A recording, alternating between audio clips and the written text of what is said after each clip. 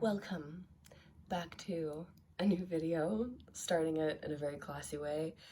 Just got up, just washed my face, brushed my teeth, my coffee is brewing, but thought I'd take you on a day in the life again of a nutritional therapist and a personal trainer because there's a lot of stuff going on today. I am teaching PE this morning at a local school.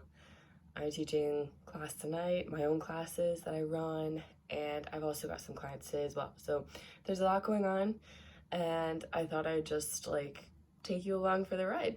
So let's go. Said it before and I'll say it again. Probably one of the biggest questions I get as a nutritional therapist is what supplements are you taking, or what supplements should I take, or I've been taking X supplement and I haven't noticed a difference. How long do I need to take it for until I notice a difference? So this morning I'm going to show you the supplements that I take, and in general for supplements, don't expect miracles overnight. Definitely something that you need to stick with for like 4 to 6 weeks before you are going to start seeing or feeling or experiencing any. So these are the morning supplements. I start with liquid D3, 2500 IU. I actually take 4000. This helps me because I live in Ireland, which a fellow coach said we live in a fridge when he described living in Ireland, and I thought that was genius. So I take this in the morning. I take a probiotic for the gut health, for the immune health actually is why I started taking it, because I realized that my immune was getting really weak. I keep getting sick, so I think it's something to do with the fact that I'm seriously lacking some gut biodiversity. That's why I take my probiotic, and then I take an omega-3. I try and eat oily fish 2 to 3 times a week. It's not happening quite frequently right now for whatever reason. So I take one of these a day, and then this little guy is a prenatal. And before you think, oh my gosh, you're trying to get pregnant. No, but you should supplement with a prenatal at least 3 months before conceiving, because it strengthens your child's neurotransmitter potential, and it just helps with the development of the brain in the baby. So I've been taking a prenatal for maybe 3 months. Not trying to conceive right now. My husband's at work, so can't. Not trying to conceive right now, but just try to be proactive for the future. Like, we do want to try and start a family within the next few years, so that's why I take that. But have noticed that my nails, if you can notice my pinky nail, not this nail, but my nails are really white and gorgeous. So these are the morning supplements. I also have hypothyroidism, so my thyroid function's a little slow. I normally take a thyroid tablet, it's like eensy weensy every morning, but I ran out of my medication, so I actually need to call my doctor probably today. I just get that prescription renewed, and he'll send it to my local pharmacy. I'll pick it up, but normally I take that thyroid medication in the morning really, really early. It's better absorbed if you give it 2 hours to just do its thing before you consume things like coffee or green tea. So that's another thing, but you just didn't see it today because I remember. Okay, we are heading out. It is so beautiful out. Walking to a client now. My morning, as you could see, was just spent looking at my schedule. I was revising some workouts for a client who is about to be traveling, so she's not gonna have access to a gym only for a week, but I always like to make sure my clients feel like they can still dedicate time and effort to themselves even when they're away. It's a big part of what I do. I'm also multitasking by getting some steps in, stepping away, stretching my legs from being on the laptop all morning, and getting some daylight. So it's not something we get a lot of in the winter months, but yeah. So I just got to the sports complex that I teach PE in. This happens every Tuesday, and I call Tuesdays Sassy Teen Tuesdays because the students that I teach are just outrageous, but I love them. Yeah, I love them.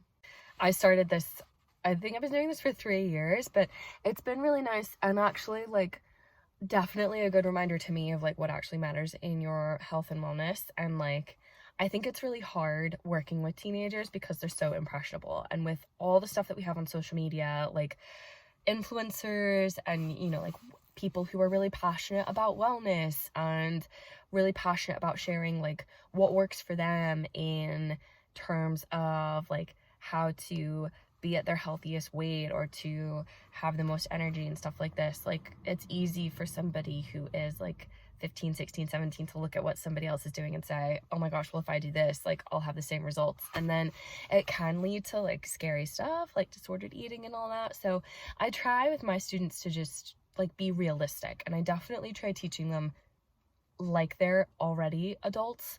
I find that it's helped build trust with them a little bit better, and like I speak to them like they're my own clients. Not, you know, like I'm not here giving them nutrition lectures all day every day, and I'm definitely not recommending supplements to them, but I'm just trying to help them understand like nailing the basics first, which is a lot of what functional medicine practitioners can and should speak about first and foremost with clients, is nailing the basics, like getting outside for fresh air every day and making sure that you're having a home cooked meal every once in a while. You're not always buying snacks from the gas station, or you're not always ordering on Deliveroo or Uber Eats, although sometimes it's really, really helpful.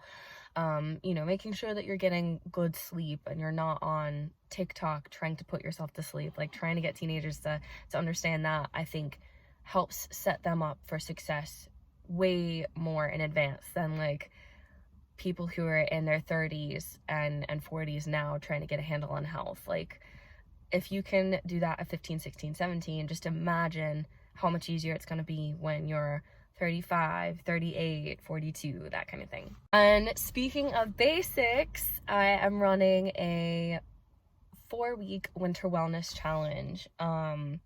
We're starting on the 27th of November, and I'm really excited because it is just like nailing the basics of your health. Like, I've been speaking to people on socials and my own clients about like the lead up to the holiday season seems really stressful. Like, financially it's stressful because you're paying for presents and decorations and travel for family and stuff.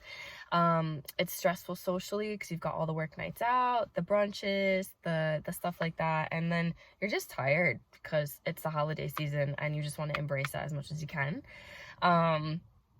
So like, speaking to everybody, I was like, wow, it would be so cool to just do like 4 weeks of 5 to 10 minutes a day, little things that will impact your health in a bigger way. Because a lot of what I speak with clients is like little things like getting daily fresh air makes a big difference to energy levels and stuff like this. So it's a 4-week challenge, and it's going to be running through email. So if you want to join the challenge, you can subscribe to the channel, because I'll do some challenge recap stuff there. And then if you want to be a part of the challenge, you can email me. I will put my email down below, or I'll link to my Instagram down below, and then you can DM me that way with your email, and you can join the 4-week challenge. So it's leading up to Christmas, and it's just little stuff. Like, it's not going to cost any extra money for anybody. It takes a little bit of time, like 5 to 10 minutes out of your day. That's literally barely an hour a week, to just like have that time to put your health first, because I think in the holiday season we're celebrating so much, and I think it's really nice to celebrate your own health and wellness too. So What are we doing? We're going for a walk. I think one of the things that people, especially like clients that I have right now, are struggling with the most is getting daily daylight, and like winter sadness, seasonal sadness is definitely a big thing, particularly for those of us in Ireland and the United Kingdom. And I think the easiest but also the hardest way to support the natural like mood changes that happen this time of year is to get outside in daylight. But yeah, this is literally just like, so this morning I took a walk to a client's house. That's like 5 minutes up the road. Right now I'm walking the dog. That's gonna take maybe 15-20 minutes out of my day. Well, it's good because the exposure to daylight like helps your circadian rhythm. It helps your body remember that the sunlight exposure on your skin does make vitamin D.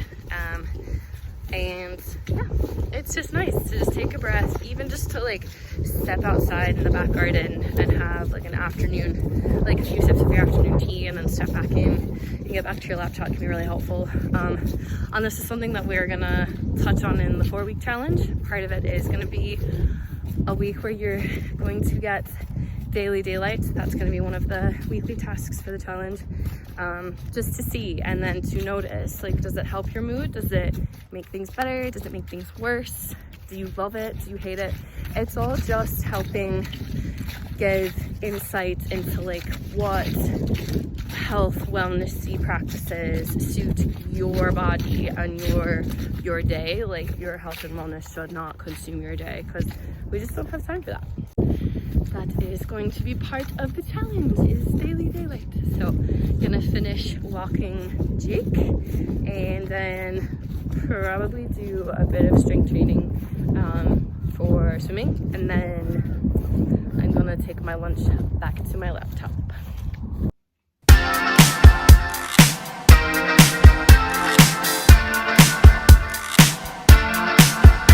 So this afternoon has consisted of writing copy for the business and starting to work on copy for the winter wellness 4-week challenge. I've also got my lesson plan for dance fitness this evening, and I just reviewed that. Tuesdays are honestly such a favorite day. I had lunch at my laptop, which I don't really like doing, but with all the stuff that's coming up at Christmas, it's kind of inevitable. So I just tried to make sure that what I was eating was easy for me to digest. And then, yeah. So, done that. I'm gonna take a break now, and I'm gonna go run some errands before I teach tonight. So I have to go get some more milk. And I'm also gonna go to a local deli and pick some stuff up just for the rest of the week to keep me ticking over, because I'm not that inspired to make my own food this week, which is not very fun, but it is what it is. So gonna do that, and of course you're coming along for the ride. So I found an app that's like new to me. It's not new to everybody, most people here, but it's called Too Good To Go. Stuff in here. Let's see. Ooh, this is way up my alley. This is like lentils and fresh veg, and it looks like feta cheese. That smells good. That's like definitely happy about that. Right. We have another one. This is all really good. Ooh, this is a potato salad. We're big on potatoes here. Really herby. It's like, I know I could make food myself, but at this point in time, I'm not feeling quite inspired to get in the kitchen, which is really sad to me and really annoying, but at the same time, needs must. And so this is a way that I know I can nourish myself, or like at least have some salads so that I know all I need to take care of is like a protein source. So it's not perfect, but it's gonna get the boxes ticked, which is the most important thing. Oh, yes. We've got a beetroot. Goodness. That looks amazing. Yep. Smells like beetroot. So I'm pretty happy with that. Although the quiche has ham in it, I am pretty happy with my salad. So, gonna put everything back in, and then now gonna go, oh my god, that bag is so loud. I have also learned that in a parking deck, nobody knows how to park. And I am making some dinner now. When I was younger, when I was like in my 20s, I worked on cruise ships and I loved it. I was a dancer on cruise ships, and eventually I learned a bit of aerial dance as well. So that was super fun. The hardest thing for me was like getting my first contract and like loving my life feeling like I finally made it, like super successful. This is what I want to do. I was on a ship that was in Alaska and then it was crossing over to Asia. So when I first got on board, it was all fun. So we were going to Alaskan and Canadian ports of call. So like if you needed to get groceries or anything like that, I knew what I was dealing with because a lot of the stuff in Alaska's part of the United States, so a lot of the stuff there was US, and then stuff in Canada was like easy to find as well, like in terms of snacks and like non-dairy milks and things like that. But then we crossed over to Asia and things got super exotic and super exciting, but also like I got somehow a kidney infection. I don't know how I got it. I don't know if I could have stopped it or not. But so I got a kidney infection and I had to go to the hospital in South Korea, which is really interesting. But I got post-infectious IBS. So like after I went to the hospital, I got given antibiotics and all this. I got post-infectious IBS, and like, cause all of a sudden I started getting so bloated and weight, like I was gaining weight really, really quickly, which isn't normal for me. And it was kind of strange because I was gaining weight, but I was eating less. Like I couldn't eat a lot of foods on board because they were upsetting my stomach, and it was really hard to do my job with an upset stomach. So I got really frustrated. So I was gaining weight. I had like really low energy because I wasn't eating properly. And on top of that, like my contract was coming to an end, and I reached out to our head office saying, hey, I'd like to come back on board, you know, I'd like another contract, and I was getting no response, whereas anybody else in my cast who was asking for another contract was getting it. So that was really hard and really discouraging. I think if I was to give one piece of advice to people going to work on cruise ships is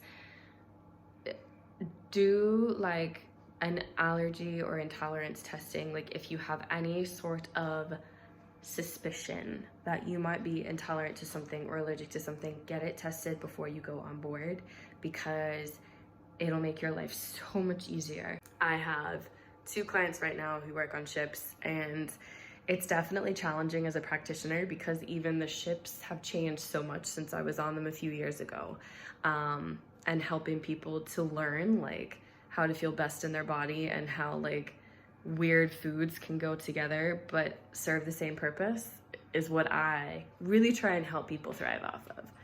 My dinner.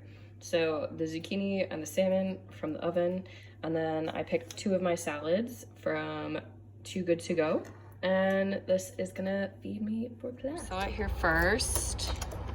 I always struggle to open this door every single time. I literally have to take the thing out. I made it. Woohoo! Right. Out of here. Super sweaty. Really good class. I just love that group so much. So we are done. I'm gonna close this door, turn out the lights, and thanks for coming to this day in a life.